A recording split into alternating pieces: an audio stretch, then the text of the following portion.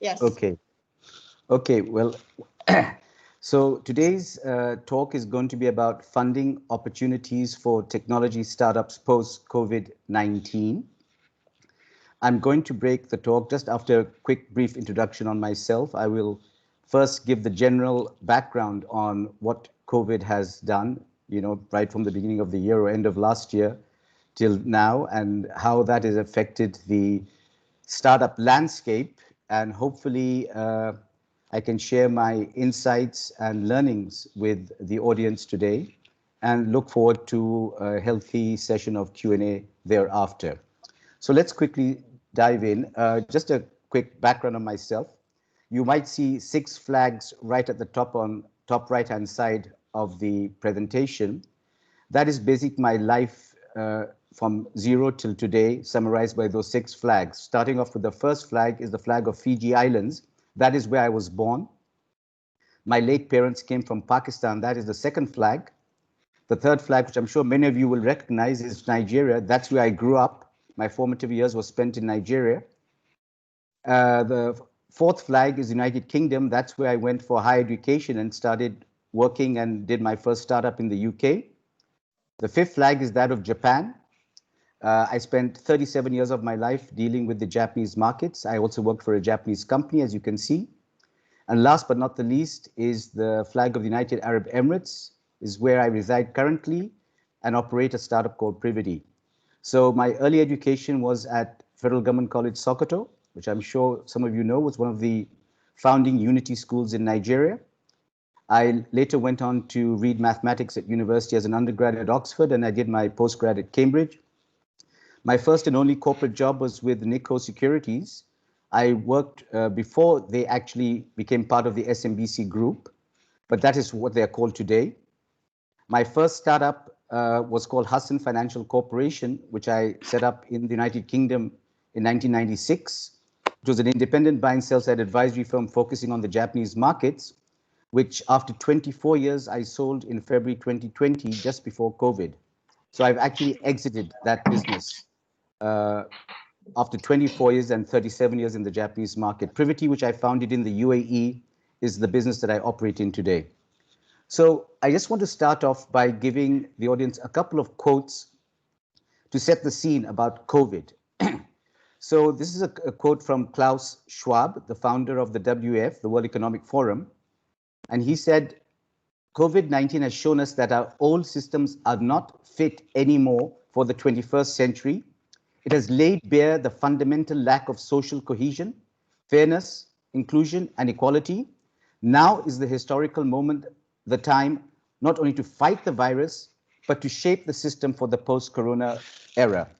So that is one quote I would like to set the scene with. And the second quote is from this lady called Geeta Gopinath, who's an Indian American economist who has been the chief economist of the IMF, International Monetary Fund, since 2019. And she said, this is a virus that doesn't respect borders. It crosses borders. And as long as it is in full strength in any part of the world, it's affecting everybody else. So it requires global cooperation to deal with. And she's currently the chief economist at the IMF. So with those quotes, I'd like to talk a little bit about COVID and what COVID has done to the landscape, especially technology companies globally. So it started off with layoffs that we observed, and this data came from Visual Capitalist, so there are links there down for anybody who wants to refer to that later, and how these companies got impacted by COVID. So the percentages there are percentages of the total workforce that got laid off in the transportation sector. Uber got affected, Lyft, Bird, in retail, Groupon, Deliveroo, Beta, food, and so on and so forth. So you can see it did not spare anybody across the board. To varying degrees of layoffs, everybody was tarred with the same brush. To echo what Geeta Gopinath just said in her comment, which I just shared with you a few minutes ago. And again, it just goes across the board. I mean, literally, real estate, entertainment, finance, recruiting, healthcare, logistics, marketing, everybody got affected by this. So what does that mean? How does COVID impact startups today? So this is some data that I got from the source down there. On the one side, you see, a startup getting funded, and on the left-hand side, you see the World Bank projecting sub-Saharan Africa will fall into its first recession for 25 years, while the International Monetary Fund predicts Nigeria is heading for its worst recession in 30 years. This is what they say. What they're telling you is the following, that it's going to be a mixture of opposites. On the one hand, you're finding certain areas of the economy being affected. On the other side, you're going to find there are opportunities, and there is capital available for those companies that have promise, especially in an environment that, can use technology to provide adequate solutions to the problems at hand. So what is this post-COVID situation for? Let's break it down a little bit, okay? We've got to look at it from an economic point of view, a geopolitical point of view, societal and technological point of view. And let me unpack that for you. From the economic side, 58.5% believe, there will be a prolonged global recession, okay? There'll be high unemployment, weakening major economies, industries failing to recover, more bankruptcies, consolidations, emerging markets may collapse in some places, there could be disruption to supply chains, and they could potentially lead to a sharp increase in global inflation. That's on the economic side. Then we come to the geopolitical side. As we all know, travel, trade has been restricted. We all know that. A lot of us have experienced lockdown. We all have our own stories to tell. I personally did not see my family for 5 months because they were not here. And, I was locked down for 3 months, could not go out. So we all have a story to tell. Nobody has been spared in this COVID-19 crisis. And of course, worsened humanitarian crisis due to reduced foreign aid. So that's on the geopolitical side. On the societal side, one has to be prepared for a potential outbreak of another disease, perhaps, weakened social security, worsened inequality, social divisions. And then on the tech side, there could also be increased remote working of cyber attacks. So this was a very interesting comment. Somebody actually wrote about what startup fundings would look like in a post-COVID world. So let's look forward, let's think ahead. Let's try to get a ray of optimism, having painted somewhat of a bleak picture. So it's 2022. Maybe the vaccine was now finally in production and was working, and the coronavirus has at long last been defeated. And after a miserable year and a half, alternating between lockdowns and new outbreaks, life can slowly but surely start, returning back to normal. But it will not be the old normal. Why? It will be a new world with a reshaped economy, much as war and depressions reordered life for previous generations. Okay? I mean, thankfully, we haven't experienced what maybe our parents and grandparents experienced during the previous world wars. This is a different type of war. It's an invisible enemy, but yet it's creating a lot of damage and chaos and havoc for all of us. So a lot of thousands of stores and companies that were vulnerable before the virus arrived have disappeared. I mean, in the US, for example, a lot of retail stores, big brands that we know of, have fallen by the wayside. Surprise, surprise, a company like Amazon is eating everybody's lunch, and you can see what happened to the Amazon stock this year alone. During the COVID, from March onwards, what happened? Dozens of colleges maybe are shutting down in the first wave of closures in the history of American higher education. And please, I like to remind you, this is a future prediction of what the landscape could look like. It could be different, but this is what somebody painted this picture. So I just thought I'd share it to set the scene as well. So people have also changed long-held patterns of behaviors. Maybe outdoor socializing is in and business trips are out. That is already happening. We are spending more and more time remotely on Zoom calls, on Microsoft Teams, like we're conducting today's webinar in this manner. And all of this is obviously conjecture. As I said, the future is unknowable. Nobody has that crystal ball in front of them. But, maybe in this scenario, a vaccine will arrive sometime in 2021 next year. And until then, the world has to endure waves of sickness, death, and uncertainty. So again, I want to paint an accurate, balanced picture.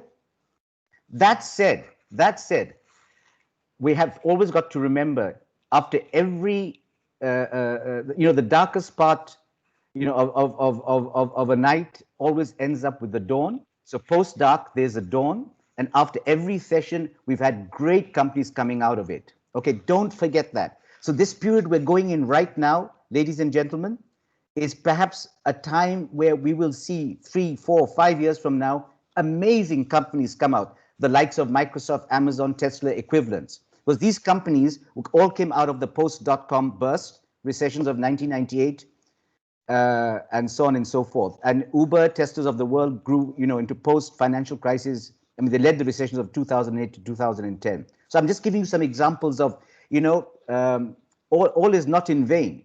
Just because we're going through a very, very difficult time, after hardship, there's ease, and after ease, there's hardship, as they say. So again, this is another thing I want to share with you, what happened this year alone with the tech giants. American technology companies now account for 31% of the $33 trillion equity market capitalization of around 1,000 of the biggest US companies. This was according to Refinitiv data stream.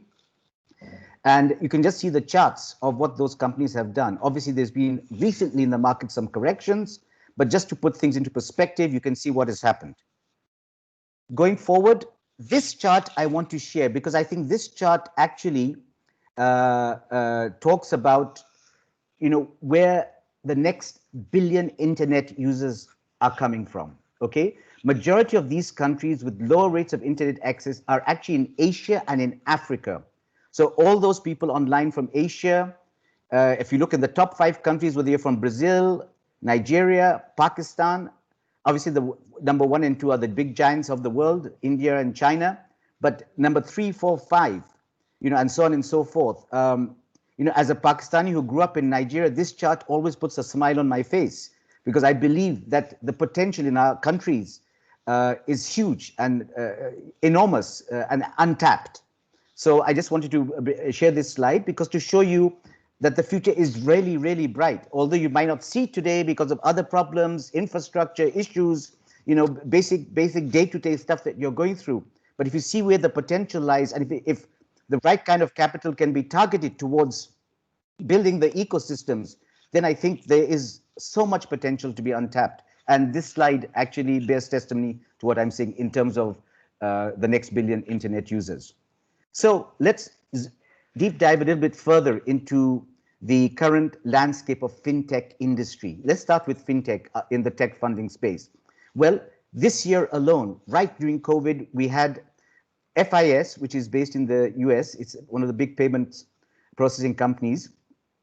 They bought WorldPlay for $35 billion, valuing the company at 43 when the debt is included. And Global Payments bought payments processing company Total Systems for $21.5 billion. This is according to Bloomberg, okay? And if you look at that chart on the right-hand side, you can see that China and India are leading the way in fintech. And of course, many other countries are following suit. But this is what is happening right now. There's a revolution taking place, albeit a silent one, but it's got the word technology written right over it. So there is no way you can run, hide, escape from this revolution that is unfolding before our very, very own eyes. And it's certainly worth taking note of. In terms of finance and funding, these are some of the touch points I'd like to talk about. Again, in no order of importance, but just some things I just want to share. It is very important for you to get your strategy. And this is, I'm talking now to entrepreneurs who are thinking about it, and also get your foundational design correct. Core utilities of a financing system. The future of banking maybe is not banks. The banks as we knew it growing up will probably, be part of a museum one day. Banks are changing. They're becoming ecosystems. They're becoming platforms. Today's new generation, Gen Z, the millennials, their bank is sitting in their hand, the mobile phone. Again, stop hiring bankers, scale and marketing, apply 10x thinking, think big, whatever you do, because technology today allows you to do that. The waves of innovation are coming much faster at us. The amplitudes are getting higher and the frequency is getting much faster. So once again, embracing technology is something I would certainly advocate to each and everyone who is thinking of that direction or is already, or on the fence and doesn't know what to do. and think anything non-touch and scale. By non-touch, I mean, you don't have to put your finger on it or stuff. It's basically also from a health point of view, I think will be very good. And optimize core, go for the edge. That is the edge technology. So again, a bit more on tech funding, how to land funding during the pandemic this is from European VCs. So again, I've taken different geographical, not just Africa, I've looked at a bit of Europe, something from Asia, and then just sharing some, insights from different geographical regions. How is coronavirus impacting the funding landscape for startups? So some of them are considering bridge rounds. In other words, between your seed round to A, maybe you want to do a little bridge just to extend your runway to keep going, especially because of the impact of COVID. Make your remote contact eye-catching. So if you're on a call like this, for example, and you've got an audience looking at you, make your contact eye-catching. You've got to present in a way that captures the attention of the audience. Very important. And expect longer timelines, because there will be delays. This is not working, that's not working. There's a lot of chaos that has been created, and we have to sift collectively through this chaos and try to come out in some meaningful manner on the other side. And most important, please don't ignore the pandemic in your pitch. Why? Because it's not going to disappear. So if you try to imagine, you're not living in a utopia. So please pay attention to this and how it could impact what is it that you're trying to do. Because I think that way an investor will appreciate, your message coming across. And then a couple of other things I'd like to mention, and that is extend your runway for startups and improve cash flow situation. So how do you go about doing that? Well, one of the ways is to think about reducing and delaying office rent payments through rent relief or waivers. Now, obviously, this varies from country to country. Some countries who are in the developed world, might be in a position to help startups. I only heard recently of the Monetary Authority of Singapore helping some fintech startups who could not cover their rent for 3 to 6 months. So they went to the landlords and told them that we will buffer stop that or back it up. Now, obviously, each government has its own budgets and own budgetary constraints. So, I cannot speak for every single government. But again, I'm just trying to share insights from different geographies to the audience of how people are going about their businesses. Reduce utility and other office costs. If you can work from home or work virtually, why would you pay, the rents of the office if you can do the job? I've been working from home for the last 24 years, and I've got used to it. So I was used to it even way before COVID happened. But I speak for myself. Everybody has to find what suits them best. But why pay those, rents for the sake of it if you don't have to? Defer payments for online banking services, reduce and delay license fees. Again, you have to negotiate. You have to go and talk, keep an open dialogue going with your service providers, and look for grants if they're applicable to what you're doing. Especially today, you find a lot of governments offering grants in different geographies for startups that are coming in AI and blockchain, in IoT and so on and so forth. So you need to do a lot of research and homework and try to find those things. This information actually came from the Dubai Future government. There's a link on the bottom for those who want to learn more. And again, the second point is this is very, very important. At all costs, please protect the talent in the region. Talent is core of a startup. Okay, so finding the right talent is a make or break to your startup. And obviously finding the right talent when you're starting off, or when you're growing, should I say, at the early stages, there will be a cost to that because you have to pay them some salaries or living costs and stuff. And of course, if you don't or are not in a position to do so, you will lose the talent. Or indeed, the talent is mobile. They, if once the travel allows them to, they will move to other geographies that allows them, the ability to, get the right salaries and cover their living costs. And today, there's increased mobility across visas and free zones. Again, this is obviously more linked to what's happening in this part of the world. But again, I'm just sharing, insights that I've gleaned in different places, and also look for temporary employment to, to manage your costs, because that's the most important thing. Remember, in any business, there are two important things. One is revenue, the other is cost. One is in your hand, the other is not. Okay, what is in your hand? The cost. So you can manage and control that. That's the simple rule of business. So then again, I'll talk about now fundraising. So again, um, given this situation, there's been increased uncertainty, reduced investor confidence, government initiatives that might be designed to help stabilize the market. Co-investing has become quite popular. So don't rely on one, try to get a few that can come in and maybe club together. And if that doesn't work, if you can try to find low interest loans, again, I understand in different geographies, the interest rates vary, but a lot of the developed world is now experiencing what they call ZIRP, zero interest rate policies. So if there's a way you can reach out and try to find, funding in these, environments, we basically will basically help you fund your business going forward. All right, now I want to talk about a sector in Africa that attracted more investments during the pandemic. And this is something I'd like to flag. And this is taken from the link below, you can see, and it's the health sector. So under COVID-19, the healthcare investments in Africa have also surged due to the demand and the prominence of the sector as a result of the pandemic.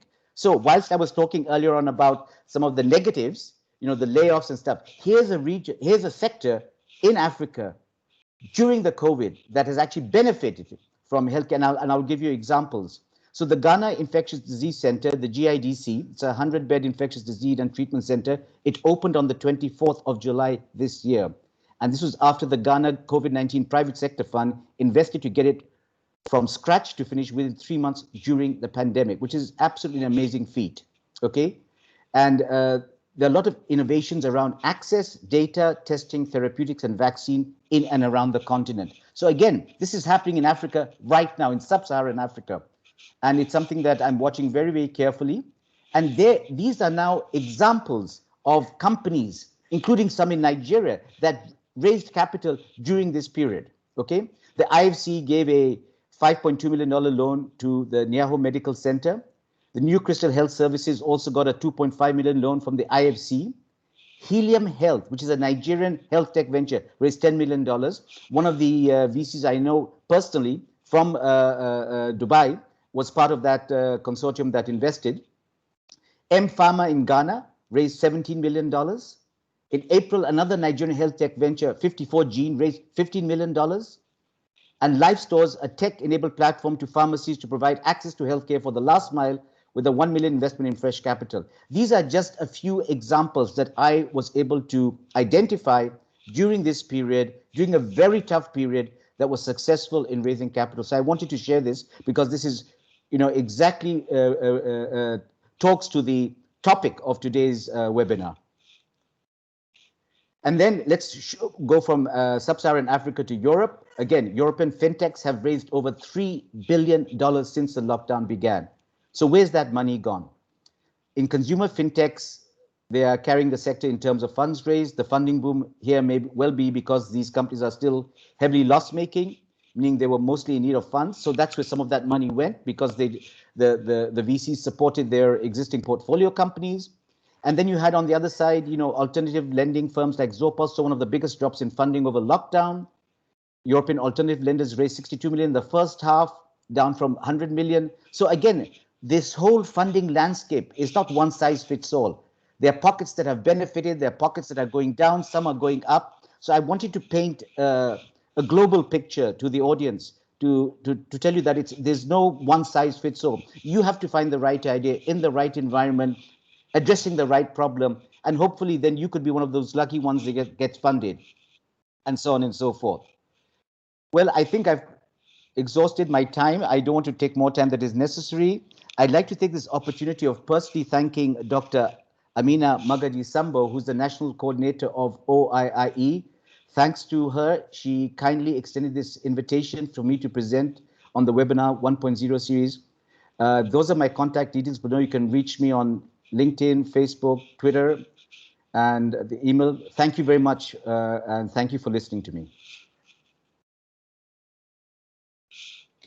Thank you so much, Mr. Salem. That was really, really educating. I'm sure we all learned a lot. Please ask questions.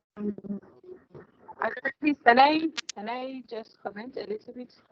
Yes, please go ahead, Ma. Okay.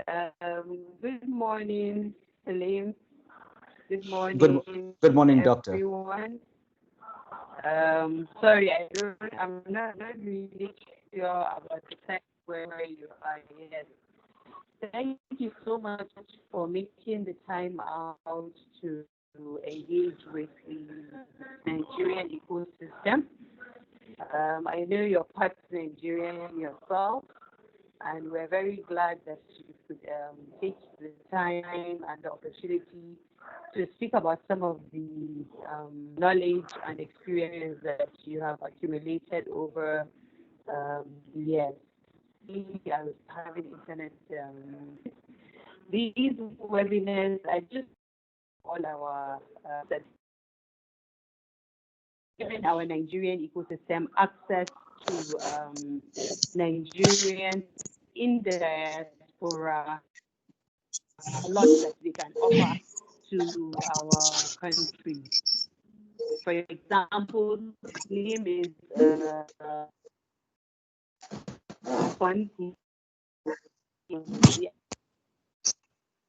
artificial intelligence and so many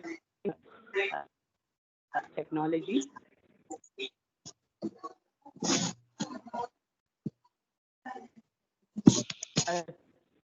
Yeah. I just want to. Hello. Sorry, I was catching a little bit of what you were saying, and then I lost the other bit. Okay, so can you find yourself? So just like everyone is in the ecosystem to give young rising entrepreneurs access to opportunities. So Salim here talking about funding.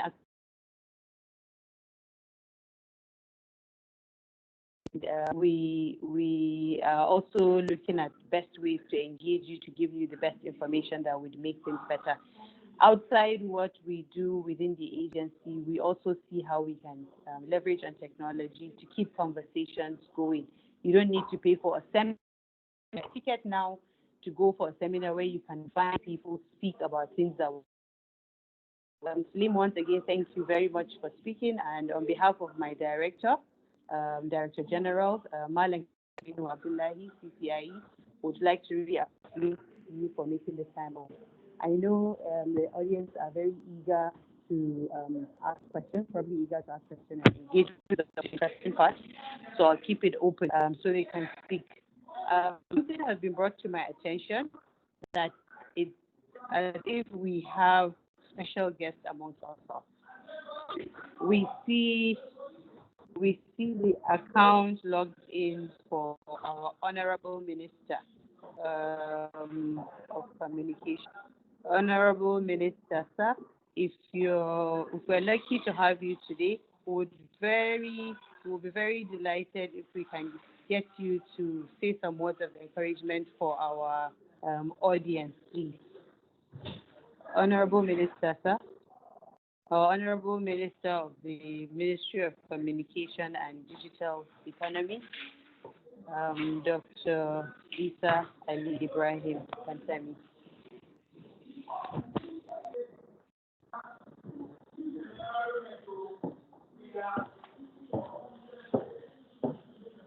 Okay. We haven't had any response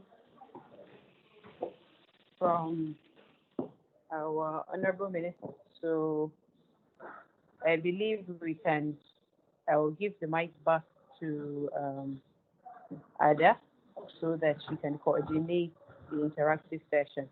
Thank you very much, everyone, for logging in. Ada, over to you.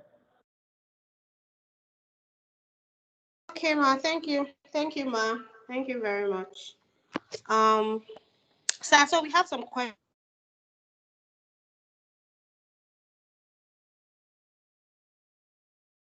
kind of startup can thrive at a time like this, during the coronavirus pandemic? What kind of startup would you advise people to create or Sorry, innovate right now? so you were coming in and out. I didn't capture the full question. Okay. What kind of startup product can thrive at a time like this? What kind of startup should people go during the corona pandemic? Well, I think rather than imagining which startups will thrive, other than health tech, which as I gave you an example, which really benefited because one thing COVID taught all of us, that health is the most important thing. So obviously, if you're building something that could benefit the health space specifically, I mean, that is a natural, obvious fit. That aside, I think the most important thing is, rather than create a product, first identify what is the problem you're trying to solve and how big is the problem you're trying to solve. A lot of people don't do their homework, don't assess the gauge and size of a market. And then, of course, the unit economics in your business has to be very, very important. Because when you're scaling and you've got bad unit economics, your business won't last. So first and foremost is to identify the problem. What is the problem you're trying to solve? And then find a solution, find a way that you can build a solution that can address that problem. And if you can see the size of that problem and get actual data to support the size that you identify, and then go and build those products. I think that would be a better way of doing it, rather than just saying, oh, I want to build something in blockchain because blockchain is fashionable, or do something in AI because AI is fashionable. No. Tech is an enabler. Tech is not the answer. It's an enabler. You have to find the problem first and really find out, how your solution can ease the problem, ease the pain, ease the friction to society, so that the consumer keeps coming back and wanting your service or your product again and again. And that becomes a repeat business. And that allows you to sustain your business. So I hope I've answered your question, Ada, if you could.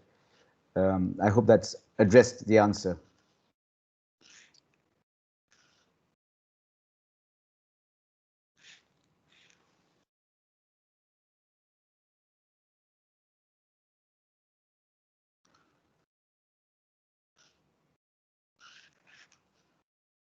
Can you hear me still, Ada, or have I lost you?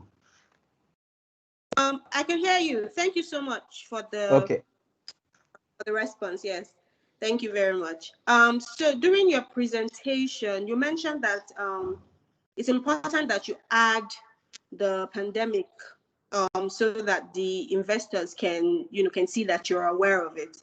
So the pandemic affected a lot of businesses. What should be said to avoid self-sabotage?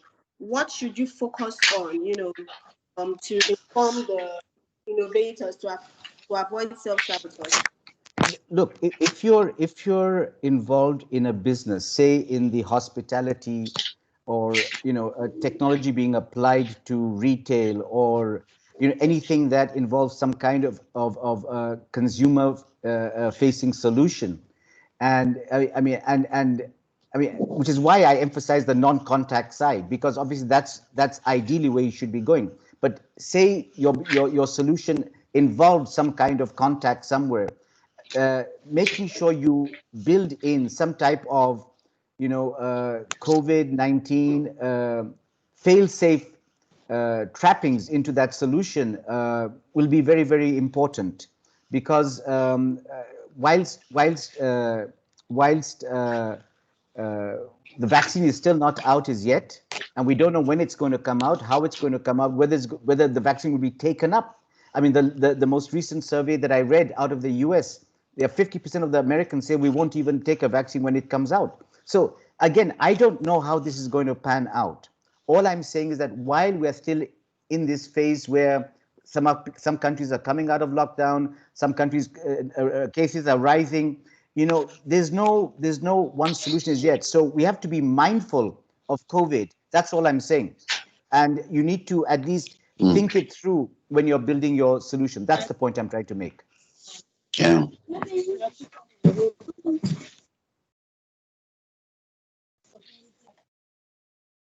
Okay, thank you. Thank you very much. I'll just go ahead and ask the other question. Okay, so Ahmed B said, "Hi, Mr. Thank you so much for sharing quality insights on the impact of COVID as funding, given the opportunities available.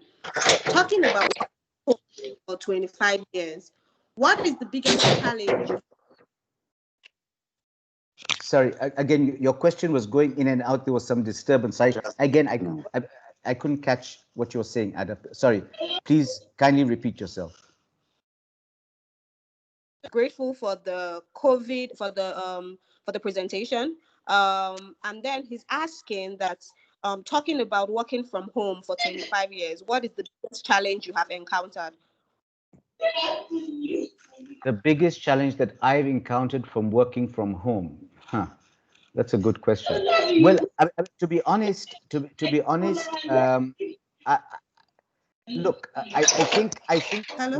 once you get used to, I think maybe some people have to mute their microphones because there seems to be I can hear some conversations in the background. Sorry. Honor unmute his mic. So I want to. Good afternoon. Okay. Good morning, sir. Okay, he just muted his mic back. Okay, go ahead, sir. Go ahead. No worries.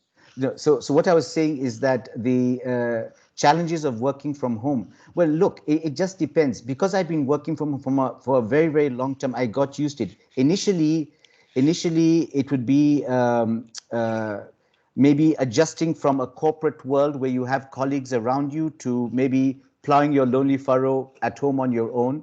But today, as more and more these virtual, chat tools have come out, the Zooms, the Microsoft Teams of this world, whilst you may feel you're on your own at home, you're only a button away from connecting with anybody and everybody through the social networks and stuff. Yes, as a human being, we like social interactions. That's how we've grown up. And that is very, very important. But I think once you get into a discipline of working from home, honestly, I think your productivity level can go up. There are no distractions. You don't have to spend hours commuting one way and then back every day, getting involved in traffic jams and I know certain cities in Nigeria are notorious for traffic jams. I've experienced something myself in Lagos when I used to live in Nigeria. So I mean, and that's not the only country in the world. I mean, in my own country there are traffic jams. I mean, traffic is a nightmare all over the world. So imagine you have to spend maybe 1 hour a day each way. That's 2 hours out of your 24 hours just sitting, displacing of those 2 hours you could have used, productively at home working and doing things. So again, it's six and a half a dozen the other. On the one hand, again, once you are disciplined, I think that's the most important thing. And any entrepreneur worth his salt or her salt should have a certain level of discipline in what they do. Otherwise, they won't be doing that in the first place. So I hope that gives you some sharing some insights of my own journey down that route. Thank you very much. Yes, it definitely gives us an insight. The next question is, with your knowledge of Nigeria, what are the top 3 sectors startups need to focus on post COVID-19? Well, look, again, in no order of importance. I mean, Nigeria is blessed, as far as I can recall, with so many things, all right? I mean, you have land, you have people, you have very bright entrepreneurial people, you have, you're blessed with minerals, you're blessed with, palm oil, you're blessed with crops, and so on and so forth. So when we talk about crops, you cannot overlook agriculture. And I think ag tech, technology into agriculture, is something that Nigeria can benefit from like other countries in the world. I mean, one of the things, especially where you have certain natural resources that are scarce, water, for example. Today, if you can get involved in ag tech, hydroponic farming, vertical farming, I mean, maybe it might not be the first stage, but finding technological tools to improve the life of farmers, maybe bring their crops directly from the land straight to the market and cut out the middlemen who are taking their profits from them. and and so on and so on, and make it more. I mean, getting all that, thanks to the mobile revolution, and that graph I showed you about the next billion internet users. I mean, the potential is there. So in a way, you have to plant the seeds not just in the ground, but the seeds in your mind of the direction. So that's one, for example. Health tech we talked about. I think absolutely, health tech is there, and to be honest, with health, education comes hand in hand, in my opinion. These are some of the two fundamental pillars in any society to build a population that is healthy, that is educated, and they become part of your workforce for the future. You need a healthy, educated workforce to take the batons from the old guard, who will pass it on to the new guard, because the old guard will never be there forever. My father was there once upon a time. He is no more. Somebody comes, somebody goes. Also, my time will come up one day.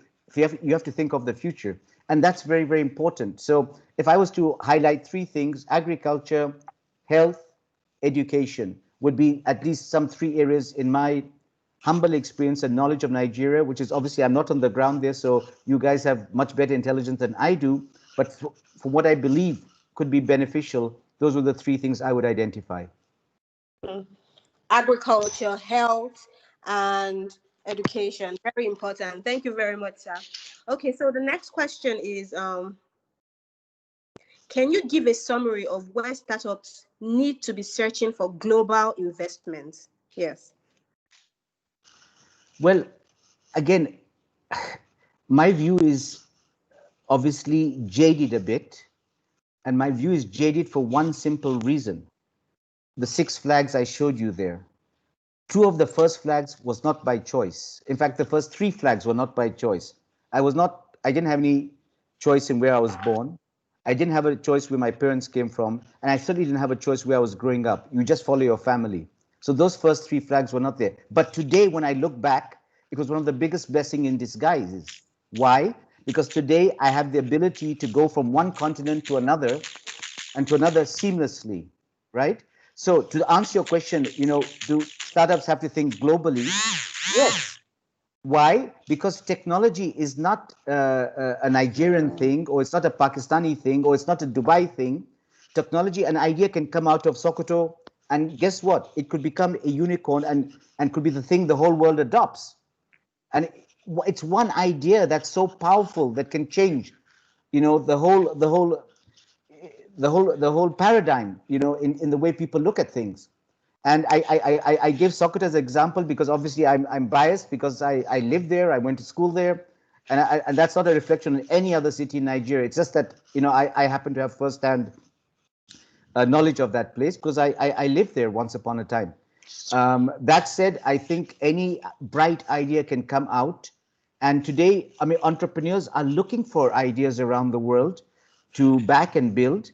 And I think, I've already been interacting with several Nigerian entrepreneurs, directly and indirectly through platforms such as yours. And then people who have reached out to me either through LinkedIn or they were passing through Dubai and wanted to meet.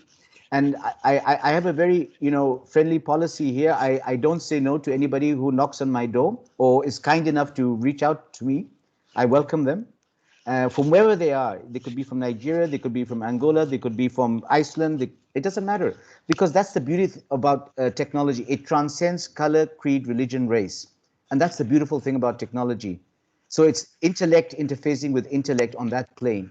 And that's what I love about technology. So you have to think globally for funding, for reach, for an audience. You have to think globally. Okay. Okay. Thank you very much. Think globally. Very important. Okay. So the next question is, what are the key policies?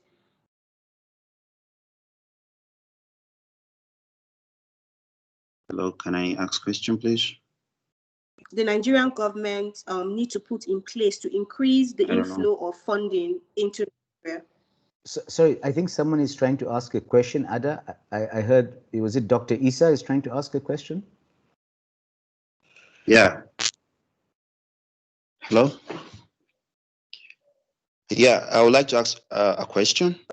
Oh. Sure. Hello. So can I go ahead, please? Yes. Halilu, I think you No. raised your hand. Can you unmute your mic, please? Okay, myself? If you can hear me. Mr. Halilu. I'm already on the mute. Okay. You want to ask a question? I typed my question so you can read it to the presenter. Oh, okay. You have a question. Okay. So you can mute back. Thank you. Okay. So I'll just go ahead and ask. What are the key policies the Nigerian government need to put in place to increase the inflow of funding into Nigeria, please, sir?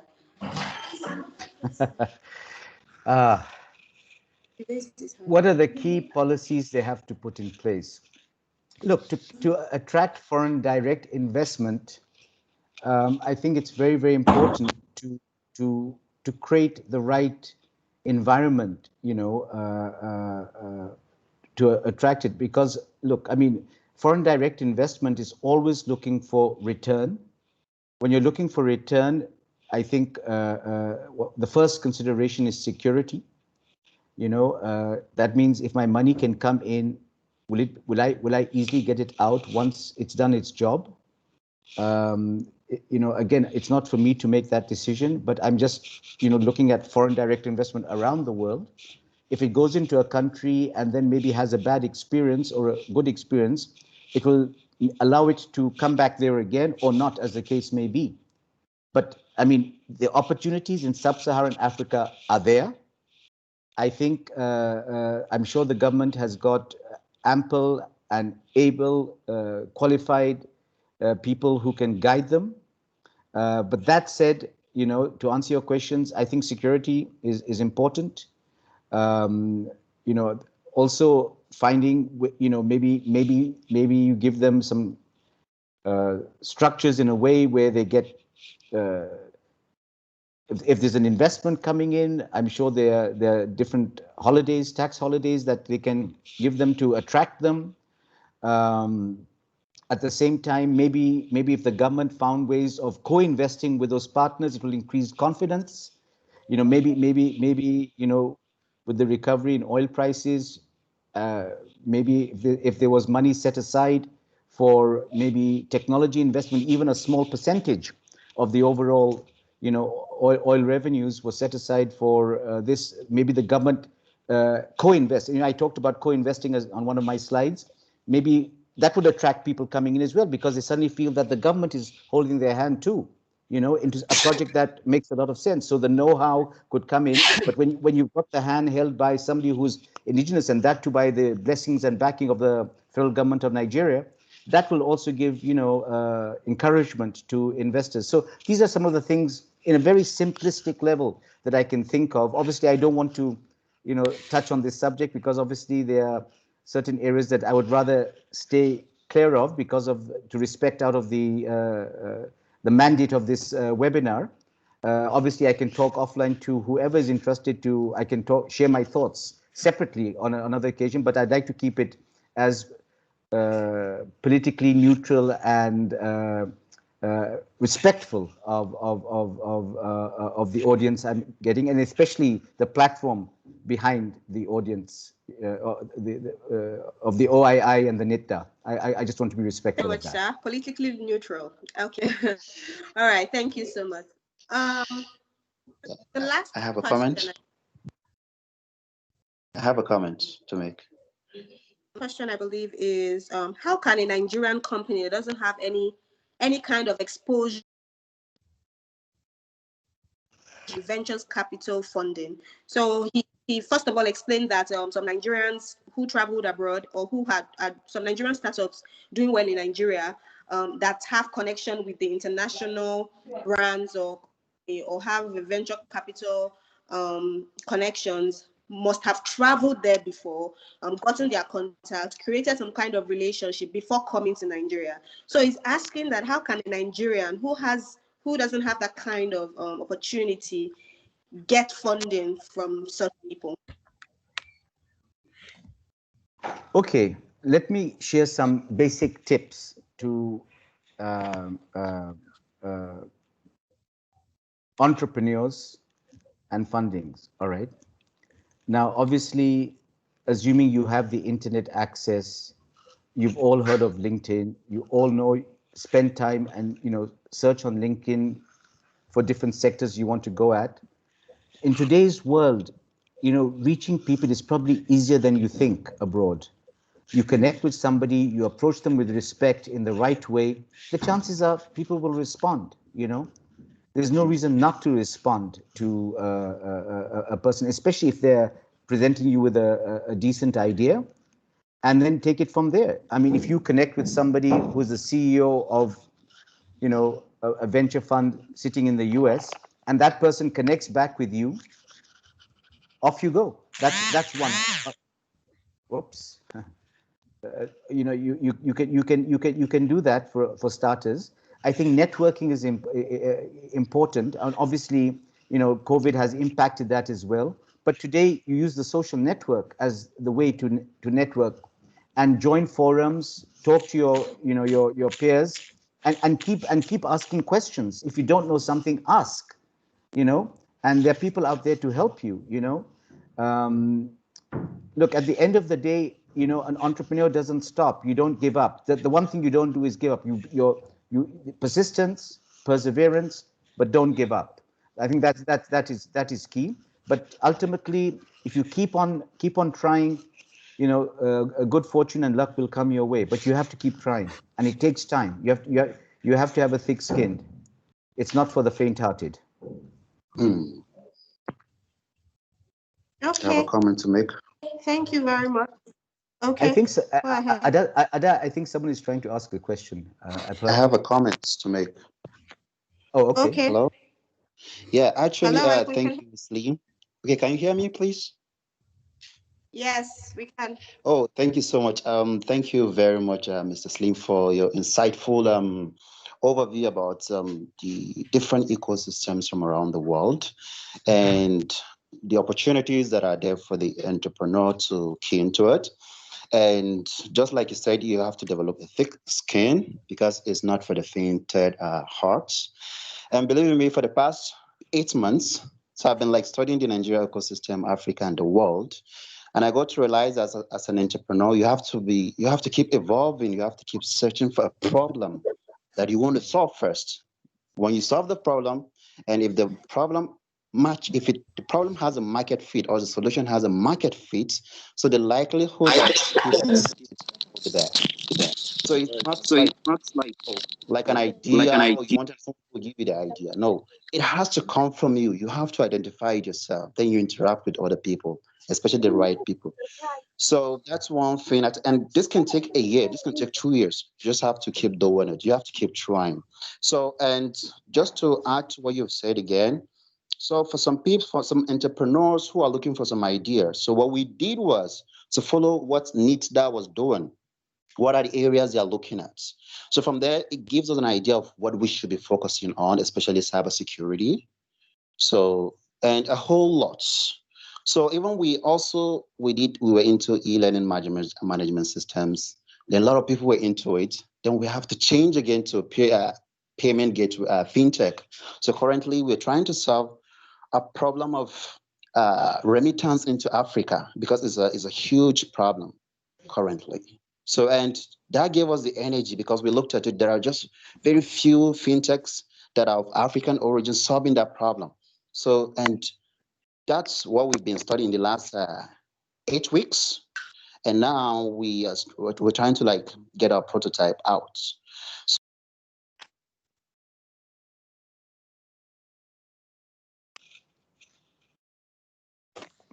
Okay. Thank you for sharing. Does anyone else have a question or a comment they would like to make?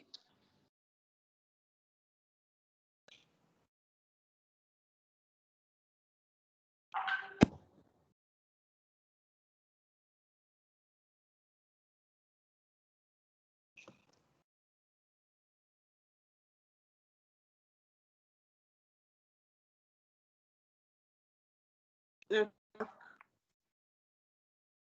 Hello, Mr. Slim. Yes. Do you have a comment or anything you'd like to add? Yeah, I mean, I would like to uh, actually share a final message with entrepreneurs.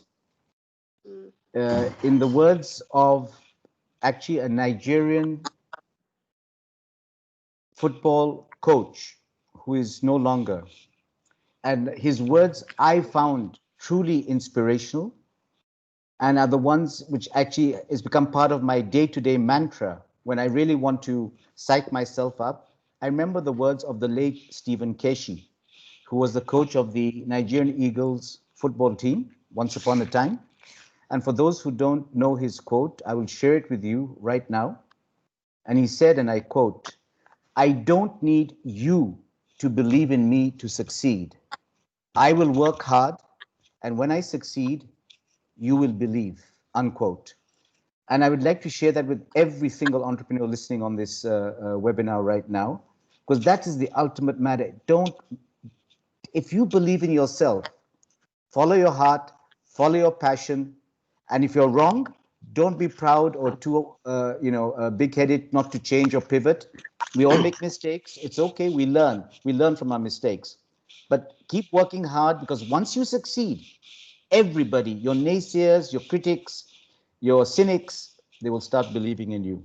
And these are his words, which I found, considering this is, he's one of us in Nigeria, and to me, his words are honestly, I find very motivational. So I would like to leave on that note. Thank you very much, Mr. Slim. It's been such a pleasure. I definitely learned a lot, and I believe all entrepreneurs on this platform right now learned a lot as well. We're really grateful for taking out time from your busy schedule to educate us on how to survive this pandemic. It's been a pleasure. Thank you so much, and we're grateful on behalf of.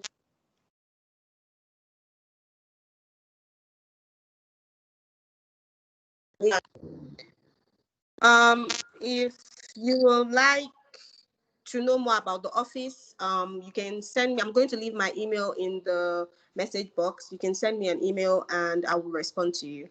Yeah, and also, Ada, I've shared The the end of this webinar series. Hello. yeah, Ada, I've also shared the presentation in PDF version to you. So if there are any requests from the audience who want it, please feel free to share it with them. Sharing knowledge is the most important way of getting the word out there and people learning from each other. So please don't hesitate in sharing with anyone and everyone who asks you for that presentation if they're interested. Okay? Oh, that's fine. All right. So I'm leaving my email in the message box, so you can send me an email if you're interested in having the PDF version of the presentation.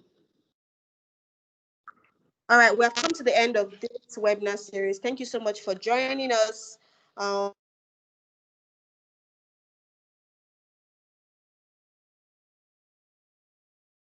Social media, Facebook, Twitter, and Instagram using at NGR Innovation.